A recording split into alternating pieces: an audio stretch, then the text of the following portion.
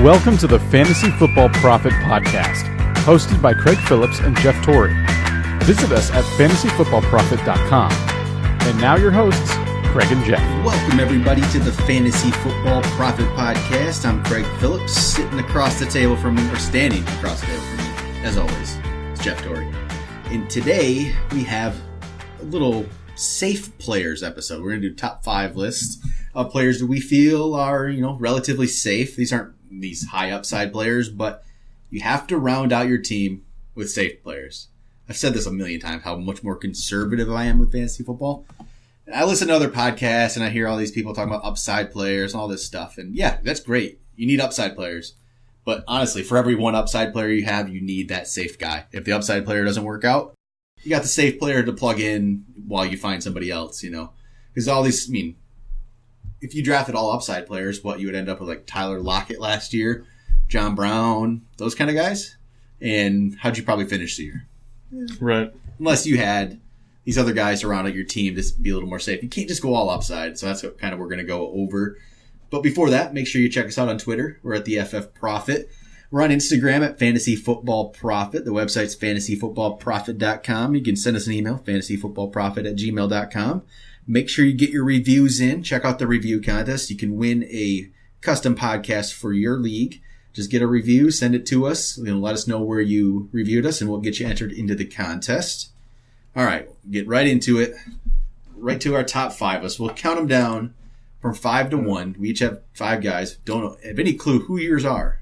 Exactly. I don't know who yours are. And as a caveat, though, we did skip about the first 20 players. Yeah, we're around there. We're kind of like in the... Yeah. Because let's be honest, the first... David Johnson's safe, Le'Veon Bell. So they're safe. That goes without saying, right? It's a little bit deeper. It's not we're going crazy, but I don't think we don't have anybody in the top 10 of a position here. I don't believe so. And at least I don't. I don't think you do. I'm close to the 10th, but it's not top 10. Yeah. I have one guy that would be up there. Well, I have a borderline guy. Actually, that's not necessarily true for me. I do have one guy that is very high, but still. All right, Jeff. Number 5. Who is your first guy? Number 5. His age worries me a bit, but it's my main man, Frank Gore. Frank Gore. He's an honorable mention for me. I was going to say, and let me tell you why. After looking up stats, I was blown away. So you look up Frank Gore, and obviously we know he's very safe. Pretty much every year he's been the workhorse there in Indianapolis. And, his touchdowns have dipped a bit of late. I mean, he's an older back, but he pretty much gets 1,000 yards every single year. And he ranges anywhere from 4 to about 8 touchdowns. But the interesting part is going to another website. I don't know exactly how they do their scoring, but his positional rank since, I'll just count it down. I mean, it's unbelievable. Since 2006 is 4th overall, 9th overall, 13th, 5th, 19th, 12th, 11th, 13th, 17th, 13th, 13th. That's a running back too every time. And that is, I get it. He's old. Yes. But after looking at those numbers, there's no way I couldn't put him on my top 5 because that is astounding production. And people are they're so down on Frank Gore, just saying, oh, he's so old, the guy that can't do anything. But you know what? He couldn't do anything for the last 3 years and he's still done. Like he was 33 last year and he had 1,000 yards. I don't think you can predict Frank Gore's downfall. No. You just can't. It's hard to say. And yeah, they do have someone behind him they drafted, but I feel like they've drafted these guys before. And this is what I love about him too. If I can actually find him really quick on here, I'm trying to see his overall, where he's going now. It's not like you have to reach to get him. You can grab this guy and he can be on your bench even. That's how low he goes. And he can get you that kind of production still, I believe. I don't think this is the year he completely falls off. And like I've said before, especially if you're going to use him in the first half of the year, it's beautiful. Yeah, there's nothing wrong with him as just a bye week fill-in. He's a safe bye week fill-in because he's probably going to get you minimum 60 to 70 yards. And if you can just guarantee, if you have a good team, you can just throw in on a bye week a guy who's going to get you at least 6 to 7 points, you're going to feel okay with that. I mean, yes, Frank Gore is not this upside guy. There's no upside with Frank Gore. No, he's just safe. He's safe. That's pretty much it. Good floor. Yep. All right, my number 5. I don't know if you hate this guy or not. Pierre Garçon. And just here's why. Yeah. Pierre Garçon. again, not this player everyone wants to have on their team, but he is the number 1 player for San Francisco. He is the only. I mean, tell me who's their number 2 receiver? Curly? Maybe Marquise Goodwin, probably. Yeah. But that's who it is. Like it's like Marquise Goodwin, and I don't even know Curly's still on the team. I think he probably is. Yeah, that wide receiving core is pretty, like, who's their starting tight end? up. Do you remember? McDonald? Yeah, McDonald. Right? Are you excited about Vance McDonald? No, I'm not excited about that offense. Right? Why wouldn't it be? Why is Pierre Garçon not going to be the main target? They do have to throw to someone. I mean, Kyle Shanahan has been with Pierre Garçon in the past at Washington. True. And here's Pierre Garçon's target numbers. This is why he's safe. It's targets. It's not like he's going to get all these touchdowns and all this stuff. It's targets. Last year, no one thought about Pierre Garçon for fantasy yet. He still had 114 targets. Why would that number not go up when he has no competition? And yeah, he's getting up there in age. He'll be 31 this year, but that's still okay for a wide receiver. He's not. Yeah, that's not wide bad. Receivers probably drop like a little bit, like start around 32, 33, but he's still okay. He's not going to really drop this year. He had 114 targets last year, 111 the year before, 105 the year before. So the last 3 years, he's all been right there. I could go back 4 years, but then I could say he had 181 targets. And I know but maybe. Yeah. I mean, Hoyer's a solid quarterback too. I like Hoyer. Yeah, that's very true. He is, if he can stay healthy. Every time they're going to be down. They're going to throw the ball. You know, that's very true. You're kind of talking me into it. I get this it. This is not like this not is like his receiver. Upside, but his like floor. He's like my wide receiver 5. I'm saying, like honestly, like this is deep. He should be safe because of the fact they have to throw him the ball. And this is what you're not getting Pierre Garçon, and he's not going to be your wide receiver 3. I'm not saying that. I'm saying he's going to be a bye week guy where you go get Pierre Garçon, even if he's on the waivers. I don't care. Or if you just put him on your team and just save him for your bye weeks you have. Right. I think you're guaranteed, especially if you're in PPR. If you're in PPR, it's a no-brainer to me to get Pierre Garçon. I don't know, because I don't know how many touchdowns he's going to get. I don't expect a lot.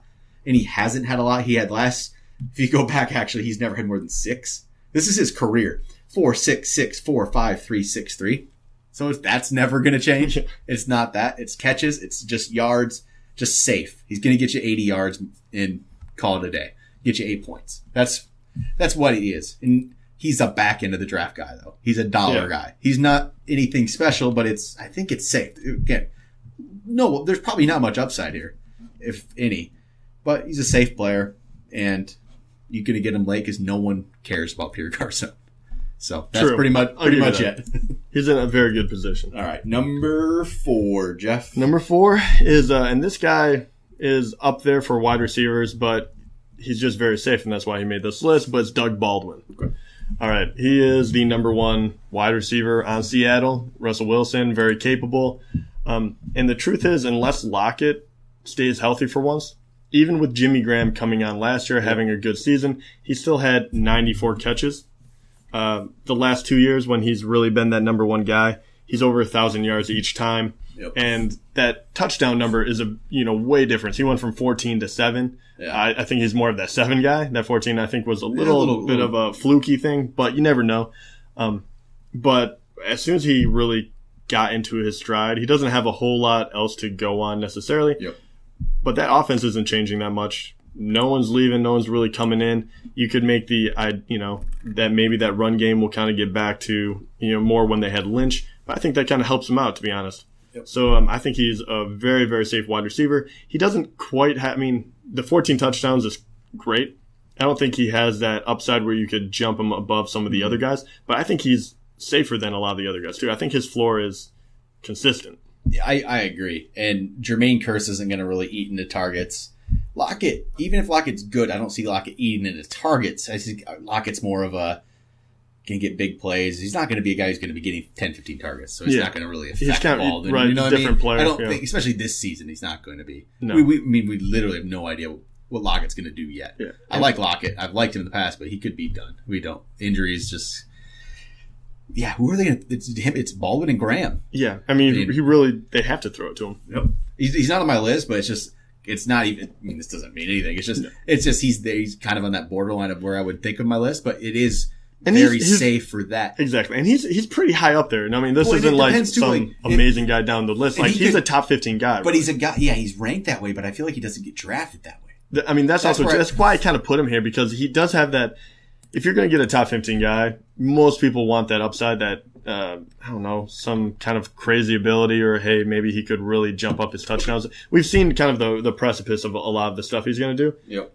Oh, yeah, I actually looked at this. But, man, he's one of the safer guys. I was going to say, I think he's, like, ranked that way, but he doesn't get drafted that way, and that's actually exactly accurate right now. He's ranked right now as a wide receiver, the 11th wide receiver. But in actual drafts, in actual ADP, he's getting drafted behind Hopkins and Hopkins, Cooks, and Alshon, who are all ranked below him in actual ranks. They're actually getting drafted when you actually get to an actual draft. Right. And that's why looking at that ADP is actually very important. They actually get drafted. I mean, there's in the overall ranks, if you look at overall, he's ranked 22nd, but getting drafted 30th. See, he doesn't get drafted where he's ranked. Yeah. People always put him like, oh, you put Doug Baldwin there. Then you get to the draft, like, yeah, it's Doug Baldwin. Yeah. But he's safe. Maybe he's not your wide receiver 1, but if you have a very good wide receiver 1, he's a great wide receiver 2. Just amazing wide receiver 2. Someone you don't have to worry about. Just plug and play. Okay. My number 4, I think you might not like this one either. The Pure running back a little better. I put a running back on my list. Okay. Lamar Miller. Really? Yes, I did. It's safe. Why is that safe? Safe. I know why you're going to say it's not safe. Because you think Foreman, you like Foreman.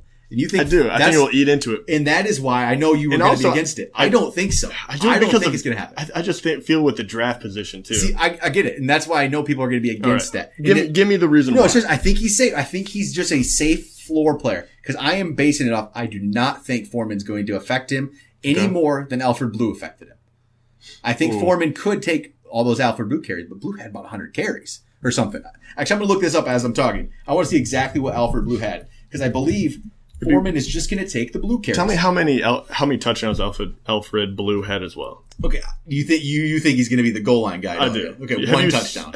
One. Yeah. Have you seen the stats of Deontay Foreman? Okay, and Alfred Blue had exactly 100 carries and 420 yards, but he only had one touchdown. So that's where you think the difference is going to be. I do. That's where I think. But the thing is, Miller only had 5 touchdowns. Also true, but how many carries did he have? 268. And he still only had 5 touchdowns. See, I think what he's going to be is, this is also based off where he's being drafted. I guess you could say he increases his touchdowns and So if he's being drafted, let's see where he's currently ranked, which is as a running back 12. Okay, maybe you don't want him there. But if he's going to be drafted more about where you have him ranked, 16th, I think you can go, because that's the difference here. At 16th, he's behind the Hyde and the Lynch and the Crowell like you should. Those guys are a little better value maybe. But he's safer than other guys around that 16 level, which would probably be Eddie Lacy, Christian McCaffrey, Joe Mixon, Spencer Ware, Mark Ingram. Ingram I like, but there's competition there. So see, if you look at where he's being drafted, he is the safe option there. Compared if he's behind those other guys, right? You use my own ranks against me. If he's behind Crowell and Lynch and them, not ahead of them, behind them. Yeah, that's true. Then he becomes when you put him up against those other guys, like, obviously the rookies, Mixon and McCaffrey, and like a CJ Anderson, Spencer Ware, you would say Miller is much safer. He's not special. Yeah. But he's safe. And again, and the majority of my beef with Miller is because I feel like he's always drafted higher than he should.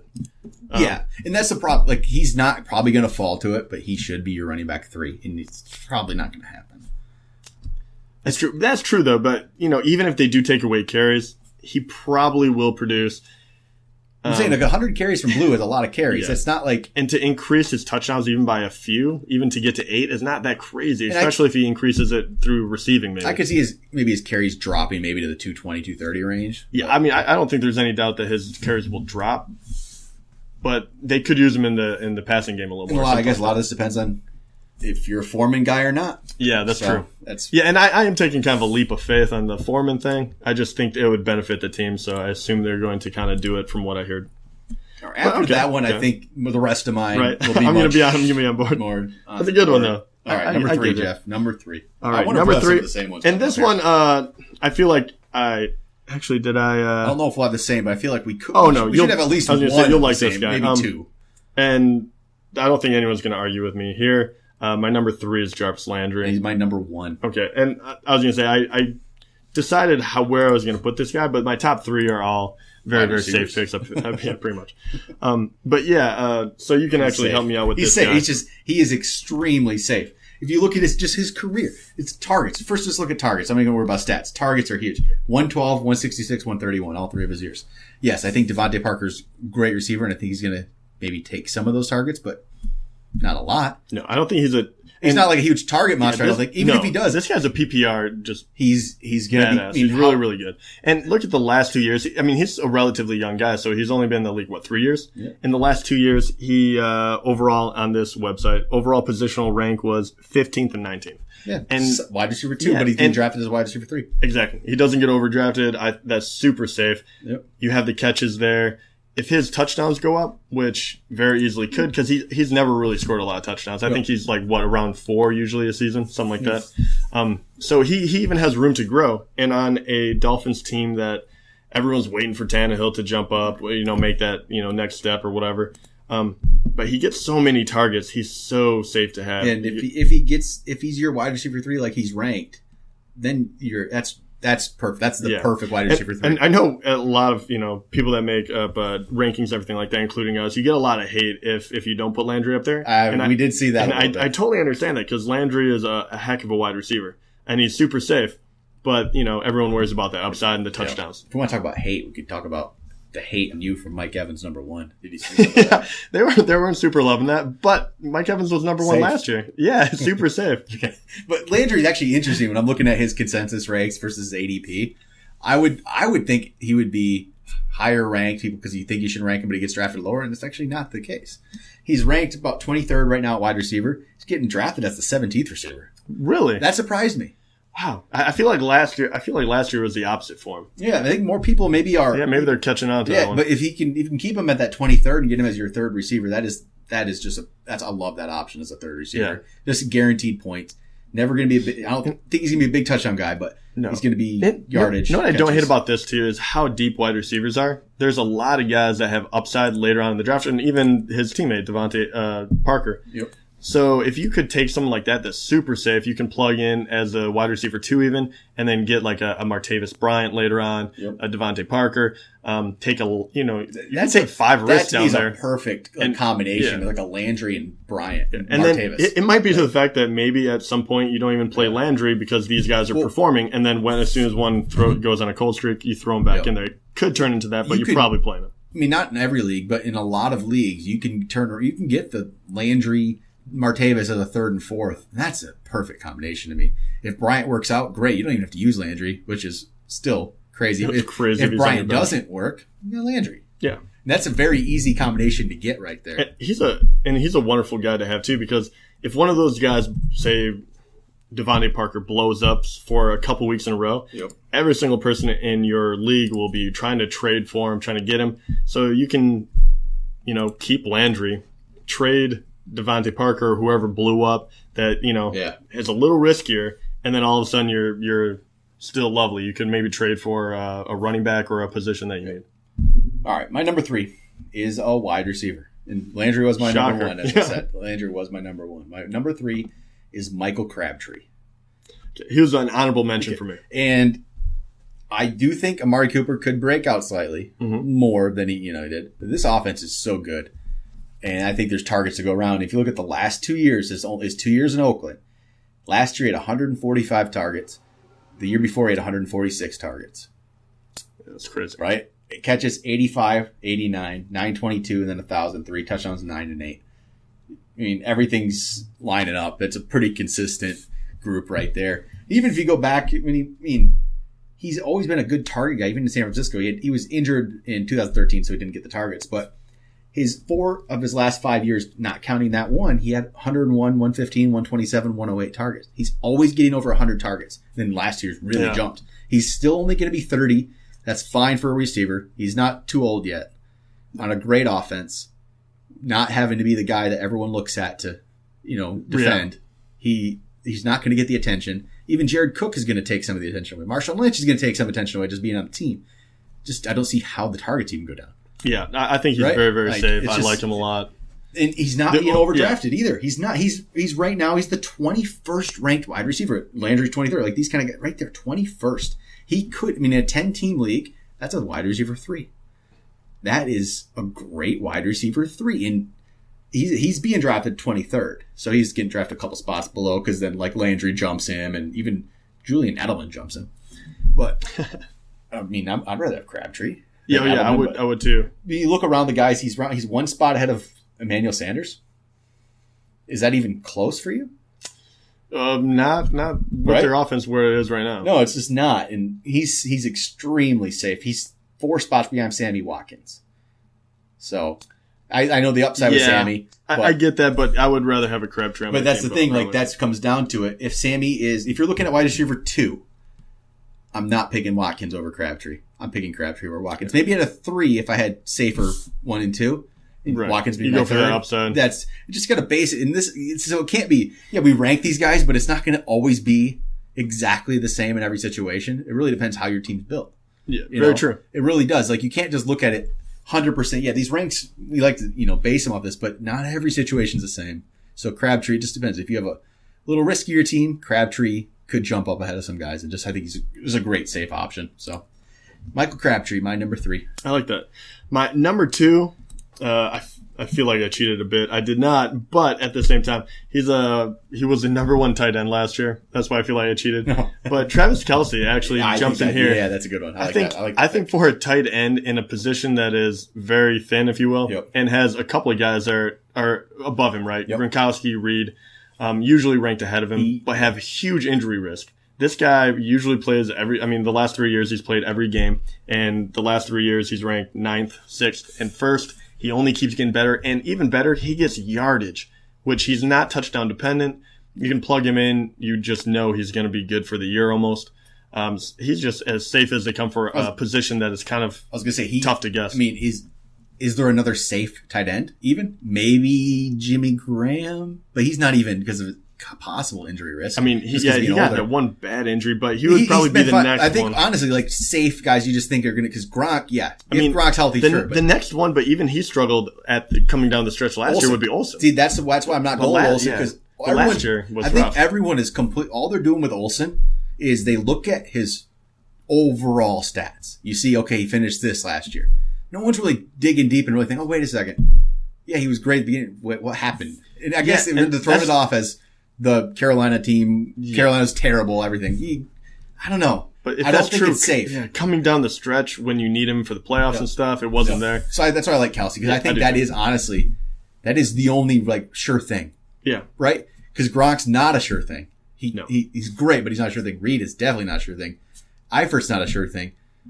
Graham he's close. Yeah, one injury. Like I said, we talk about Olsen. Walker's no sure thing. He's starting to, there's a lot more targets that are going to be going away from him. Mm-hmm. Ertz, I like Ertz, but he's not a sure thing. He was an injury risk too. There's no sure things except Travis Kelce. Yeah. And that's why he made my number 2. And somebody that doesn't seem to have injury risk. But it's the NFL. Everyone has injury risk. Right, but it's hard to say. He hasn't had it yet, but anybody could. You can't say no one. You just can't say they won't. Yeah. My number 2 player is Larry Fitzgerald. He was an honorable mention for me, and I knew you were going to use him. Yeah, so please let the people know why this ageless wonder is on here. And it's funny because it's kind of like he was starting to fall off a bit a few years ago, and it looked like he was done. And that's actually about the time I drafted him. So I'd like to say I had a hand in this for Larry Fitzgerald. It really is kind of funny because I was able to get him 2 years ago for nothing because he was done. And I wasn't even excited. It wasn't like I had this vision of Larry Fitzgerald becoming, good again. I didn't. He was cheap. He was like $6 in the auction. So I need a 4th receiver. I'll take him. It's great. What's happened? Why he's doing this is he's basically become a tight end in a way, the way they use him. He's never outside anymore. He's more in the slot, but even more, he's like a tight end. He blocks even. He does all kinds of stuff like that. He always catches these short passes over the middle. And because of that, last year, at 33 years old, he had 150 targets, caught 107 balls. The year before, 145 targets, caught 109 balls. That's where the change happened. Before that, the targets have always been insane. This is kind of fun. I just want to look at Larry Fitzgerald's target numbers because it's just kind of crazy. His entire career, the lowest season he ever had targets was 103.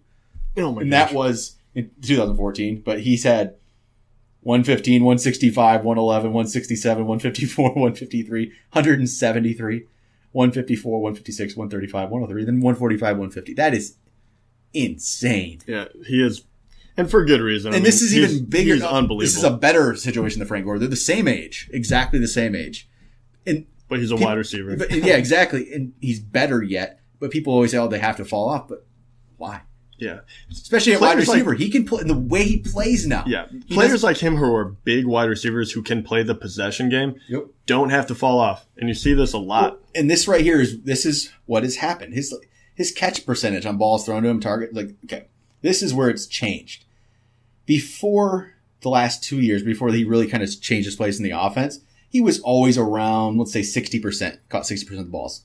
His best season in all those years was way back in 2009. He had 63% of the balls caught. Except all of the last 2 years, 75% and 71%. That is a huge jump, and it shows you he completely changed his place in the offense. Yeah. It's a completely different thing. He's not catching he's not getting deep balls. He's catching short balls. Everything's short. His yards per catch has probably gone down. Yeah. That funny thing is actually hasn't even gone down a lot because he still gets yards. He still gets everything with it. And it's crazy. I laugh at all these because a lot of these guys, we're talking about Jarvis Landry and Fitzgerald especially, but a lot of the guys that are safe catch a lot of balls. Yep. So on top of that, if you are playing any sort of PPR, these guys are worth their weight in gold. They really are. More. And that's just, you can look at the way he's done it. He's changed the way he plays in his offense. He's not the outside guy. They got John Brown. They got JJ Nelson. Can't remember the rookie's name. They've been praising that rookie. Why he's just I'm drawing a blank on what his name was right now. Oh, I know who you are, but I'm not going to think of it either. I can't think of his name. But watch out. Chad Williams? Oh, that might be it. Yeah. I don't know. I just might have made that up completely. It sounds right. It sounds good. I like the sound of it. He might be there, but he's going to be on the outside if he is. And they're still going to use him. It is Chad Williams. So. Yeah, I thought it was. And Palmer's still there too, and they have such a rapport. Yeah. So David Johnson's going to get his catches, but Fitzgerald is their tight end essentially. Who else? Gresham? Is it still Gresham? Yeah. Right. At least that's the thing. That's how little. We know all the players for everybody. We don't even care about the Arizona tight end because Larry Fitzgerald's the Arizona tight end. He's going to catch balls like that. So he is my number 2 player. Who's your number? And your number 1, we've already won. My number 1 was Jarvis Landry, and your number 1. So my number 1, who I didn't have. You didn't have. I'm trying to think of this one. And this one is what position? Wide receiver. Okay. I think people are sleeping on it. I must be too because I'm trying to think. Well, it's because of the offense took a major step back the last couple of years. Okay. But his numbers are still good. Are they? He's a beast. Number 1 wide receiver. Is he? And it rhymes with Mamarius Thomas. But Demaryius Thomas, the number 1 for Denver. Yeah, it's true. Everyone knows how good he is, right? I completely overlooked him. He's amazing. He hasn't missed a game since 2011, and obviously his numbers have gone down ever since Peyton Manning left. He was catching anywhere from 10 to I think 10, 14, 11 touchdowns when it was that.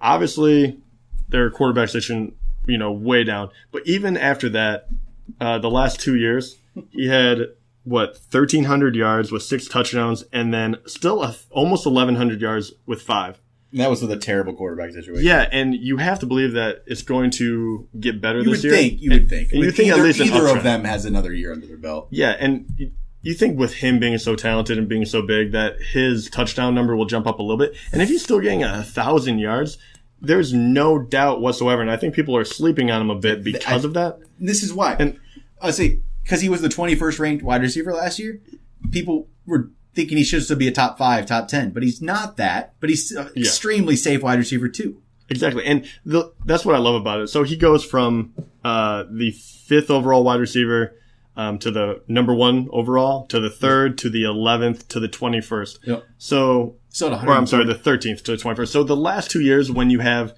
rookie quarterbacks and everything going crazy, he was still the 13th and then the 21st. He's being over. I'm overlooking. I can tell him digging into the numbers. He had still had 144 targets last year. Yeah. So he probably will be a wide receiver too, legit. He usually plays the whole season, so you don't have to worry about injuries necessarily. And they do have Emmanuel Sanders, but that run game is kind of in flux. You're not sure, is it C.J. Anderson, Jamal Charles going to do anything? I mean, he's their go-to. He's the consistent one, and he's a possession guy. We just talked about how large wide receivers can, and how old is he? He's only 29.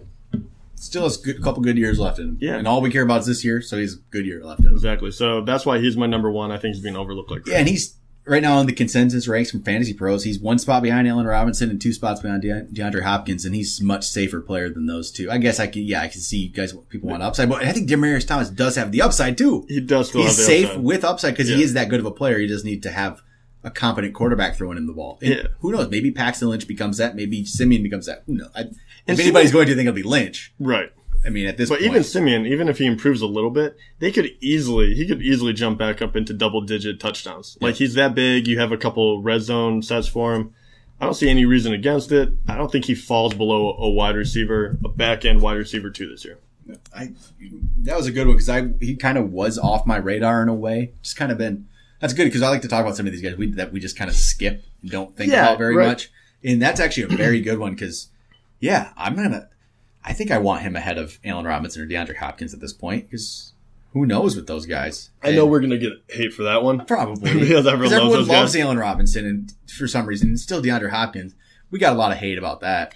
And I get it. Let's be honest about DeAndre Hopkins though. And I don't even know who the starting quarterback is. Doesn't matter, I don't think. I think they'd be better off if it was Savage. But I think I don't know if it's going to be I don't know. I think he'd be better off, honestly, with Savage.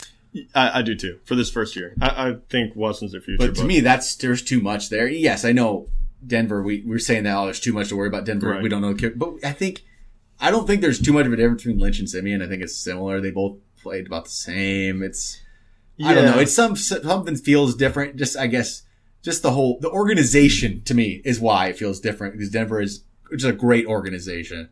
And John Elway running that whole thing. He's not going to just it just feels better. You know what I mean? It just does. It's better than the Houston situation and the Jacksonville situation. We just don't know. And Demaryius Thomas really is a proven guy. He's a veteran. Mm-hmm. So absolutely. And if he drops in the ranks at all, like if Alshon, if Cooks, if Watkins, I'm kind of hoping he is. If you can draft him as a back end 3, if you can give him in in the 30s. That is a wonderful value. And again, I like looking at this where they're ranked compared to where they're being drafted. He's ranked ahead of Alshon and Brandon Cooks, but they're both being drafted ahead of him. Right. So that's what I kind of figured. Yep.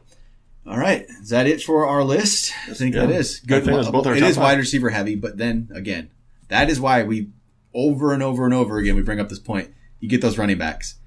There are plenty of solid wide receivers later. Yep. That's kind of what every time we go over this. I was looking for running backs to put on my list. Yeah, the only one I could find was Gore, pretty much. And that's only because he had 20 years of longevity. And I had to reach for Lamar Miller. You know? Right, exactly. You know what I mean? So I got so upset. I knew putting that down. I knew exactly what that was going to do to you. All right, but that's it for our top 5 safe players episode. We'll be back next week with some more episodes for you. And at this point, I don't even think we have a plan. But we have all kinds of plans. We have so many episodes coming up. We'll do deep sleepers. We've got our rankings updates. We have dynasty players, rookie players to draft in dynasties, breakout players. Yet again, we'll go over it. We've done that before, but it's always a good refresher as there's a lot of new people listening, as we go on. Talk about our breakout players. Devontae Parker, number 1. Josh Doctson, number 2. Probably. I don't know. Those kind of guys, we'll just keep going through that. And obviously, we'll go through all our rankings again as we update them because I've updated mine a little bit. I'm here. Jeff needs to update his because they have changed, but it's just this dead period right now, the off season. There's nothing going on. NFL, they're all on vacation right now. So nothing is happening to really change your ranks. We'll update them, and then a few weeks before the draft start, we'll update them again. Yeah, we'll probably add 2 more updates as we go on here. Get you ready. We'll probably do some strategy episodes coming up. Probably get into auction a little bit here. I like to get into auction drafts. Maybe get some auction values out there. Yeah, get a little more nitty gritty with that. Starting to have to actually think about, we've been talking about players and players and players. I think it's about time to start getting ready for some strategy and what you actually need to do. Because yes, we might have this guy ranked ahead of this guy, but sometimes you got to look at your situation in your draft. You don't always draft them that way. So yeah, it's just there's a lot of and it's a perfect segue because we're just talking about the safe players, and you want to buoy your team with that. Yep. And we'll get into all that. We'll have plenty of stuff for you coming up to the draft. Get you ready. But we will talk to you guys next week.